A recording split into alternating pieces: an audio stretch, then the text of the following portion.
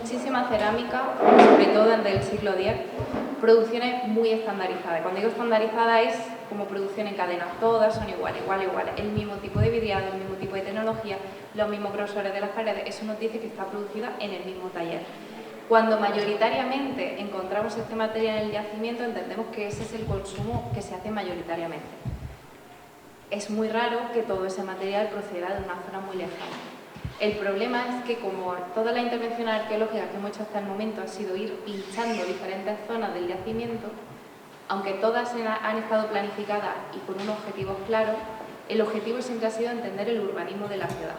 Nunca hemos pinchado intentando buscar dónde están los talleres. Los talleres que se han encontrado, por ejemplo, de vidrio o zonas de almacenamiento, digamos que se han encontrado, entre comillas, por casualidad.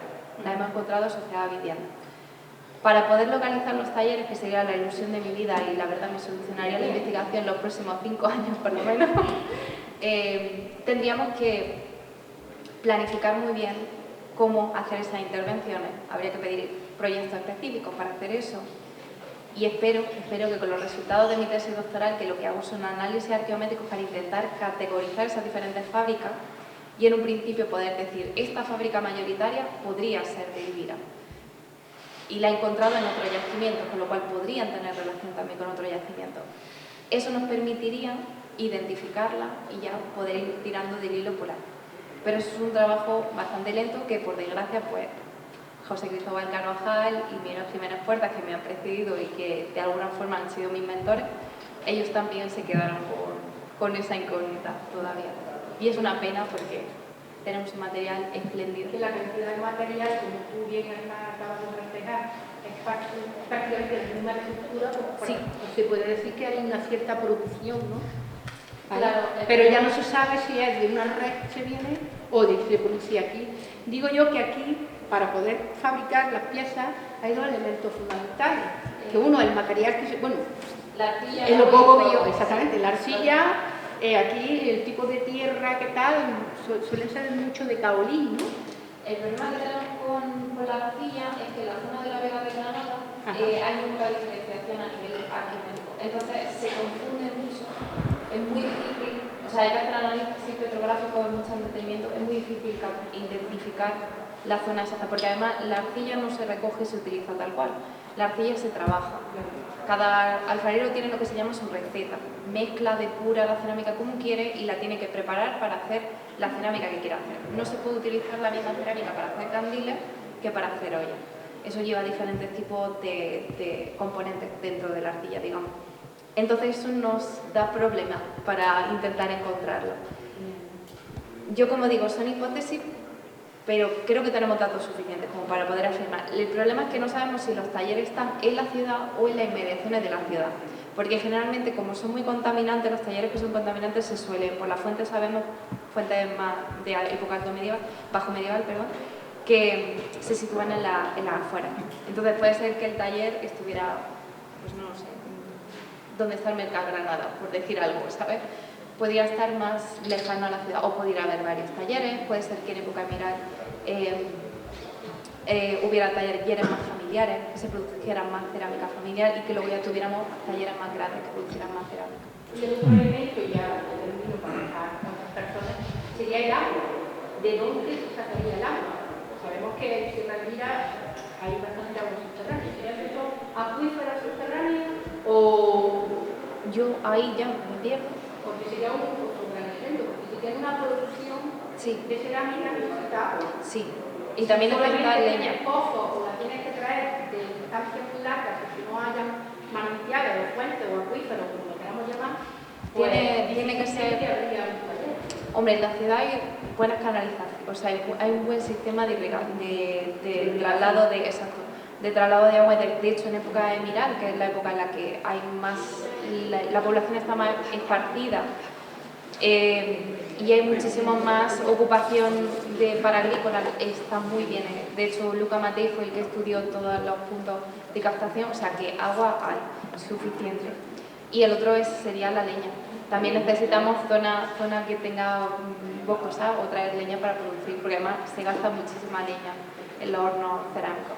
Pero de verdad, si alguien sabe dónde están los talleres, que me lo diga, que yo pincho ahí. Y sitio, en la época civil, se han encontrado restos de cerámica en Granada, la misma que la de aquí. Sí, eso fue, de hecho, el último artículo que publiqué este verano.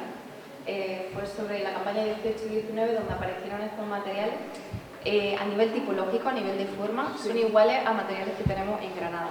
Por eso sabemos que son de esa cronología. Nos falta hacer los análisis geométricos, comparar para ver si son exactamente los mismos. Pero sí, son materiales del 11 claramente y posiblemente ya vengan de allí.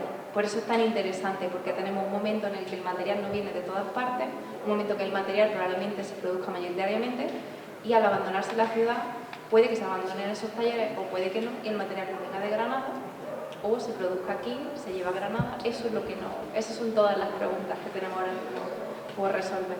¿Y tenéis hipótesis por qué se fueron a Granada? A mí me lo tenga. Son cuestiones políticas principalmente, o sea, las fuentes nos hablan de cambios políticos muy importantes con todo el asunto de las taifas y lamentablemente la ciudad de Miguel Ángel no es un buen sitio para protegerse, o sea, es un espacio llano, mientras que Granada es una zona más montañosa y permite la protección de una manera más, pero eso no significa que no se abandonara. De hecho, tenemos constancia por las fuentes de pequeñas alquerías que había en torno, de hecho, a Tarfe. El origen es una de esas pequeñas alquerías de época romana. Qué interesante.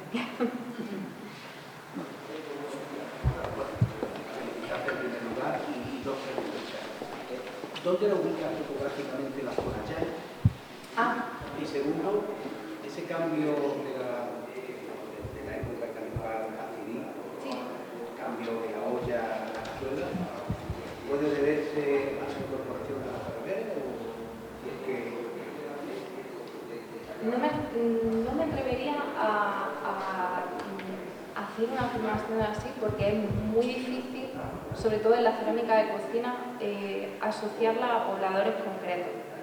Yo puedo hablar de cambios en los hábitos de consumo o cómo se producen los alimentos. Puede ser porque se introduzcan productos nuevos, puede ser efectivamente porque lleguen nuevos pobladores, que hay productos que ellos consumen o recetas que ellos tienen que necesitan de ese objeto. O sea, un ejemplo muy claro sería en nuestras casas. Nosotros hemos cocinado toda la vida, como si yo tuviera 80 años, con ollas, con sartenes, digamos. Ellos, sus sartenes son sus cazuelas, son nuestras sartenes, sus ollas son nuestras ollas. Y hace como 10 años se empezó a hacer costumbre en España la comida occidental. ¿Quién no tiene un wok en su cocina? ¿No? Ahora es muy habitual que la gente tenga un wok en su cocina, o cuando se introdujo la olla express o la olla rápida. Todas esas incorporaciones que hemos hecho nosotros a día de hoy en nuestras cocinas para cocinar o productos que vienen de fuera o nuevas formas de cocina, sería algo similar. Se sabe con seguridad que a partir del siglo XII, con la entrada de los almohades, efectivamente la cazuela empieza a ser mayoritaria, están vidriadas por dentro, aparecen las concurseras, nosotros no tenemos todavía nada de eso. Es como unos cambios muy sutiles, porque de hecho las cazuelas que os quiero mostrar yo ahora son cazuelas con tipologías del siglo XII, pero que están sin vidriar, lo cual son bastante interesantes en ese sentido, porque parece que es material todavía que está haciendo la transición. Y la primera pregunta, la zona llana, sí. Culpa mía, que siempre nos entendemos entre nosotros por lo de la zona llana.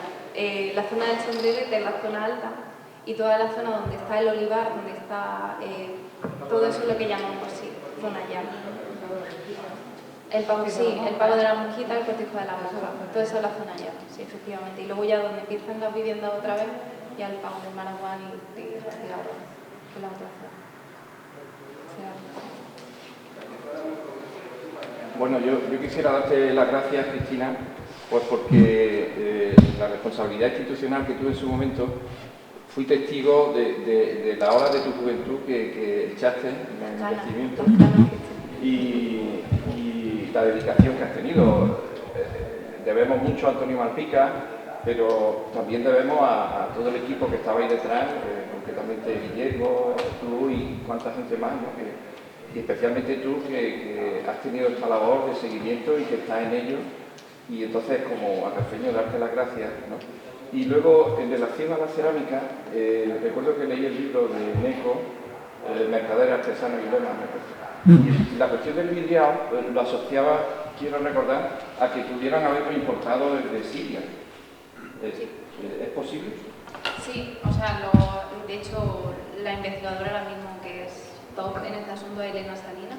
Ella hizo un proyecto de investigación muy grande sobre las primeras producciones de vidriado en Al-Ándalus, que ella estudia vidriado de Camiral, y hizo todo el recorrido desde la zona de Siria hasta llegar a Al-Ándalus, cómo viene esa tecnología del vidriado, porque efectivamente la zona de Siria, de Egipto, ya lo tienen desde el siglo IV. Aquí nos llega a partir de finales del 8, casi de inicios del 9, cuando ya empezamos a tener producciones aquí.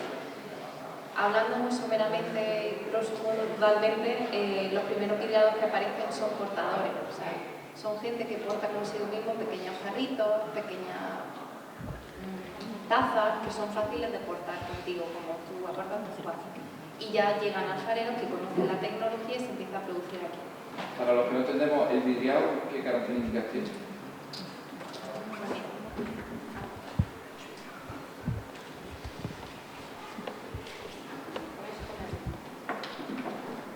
El vidriado es una técnica que se llama profiláctica porque lo que hace es que cubre la pieza para que tú puedas lavarla bien, utilizarla bien sin que todo lo que tú contengas se introduzca dentro de la arcilla, digamos.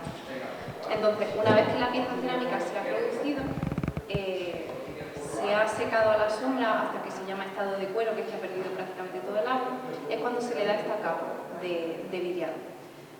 Cuando tú lo ves es como si fuera esmalte de uña, digamos, muy blanco opaco. Y lo que hacen es introducirlo, le dan un baño, lo secan un poco y luego ya se mete en el horno y nitrifican. El vidriado tiene base de plomo, se hace con mineral de plomo y si quieres cambiar las tonalidades tienes dos opciones. O el plomo se hace en una atmósfera reductora o oxidante en el horno y eso le dejaría un tono, lo que nosotros llamamos melado, que es esto de aquí, más claro o más oscuro, pero ya si quieres darle colores como el verde por ejemplo, ese verde tiene cobre para que se le dé esa tonalidad verde. Estas decoraciones que se hacen en negro son manganeso, con las que se fabrican, y esto por ejemplo es un fragmento de verde manganeso, que el blanco se hace generalmente con estaño. Entonces ese plomo se mezcla con unos minerales que hacen que se quede en estado líquido, que luego cuando se mete en el horno vitrifica. Pero, como digo, tienes que aplicarle diferentes tipos de metales para que le dé la coloración. Entonces, por ejemplo, Elena decía que aquí en Medina Elvira, de hecho, se encontró una pieza procedente de la zona de Siria, porque tenía... ¿qué era? El amarillo estaba hecho con antimonio. Tenía antimonio en la composición. Entonces, al analizar la composición del vidriado, no solo sabemos los metales que se han utilizado para darle las coloraciones, sino los talleres de los que vienen, porque tienen igualmente que la arcilla su propia receta.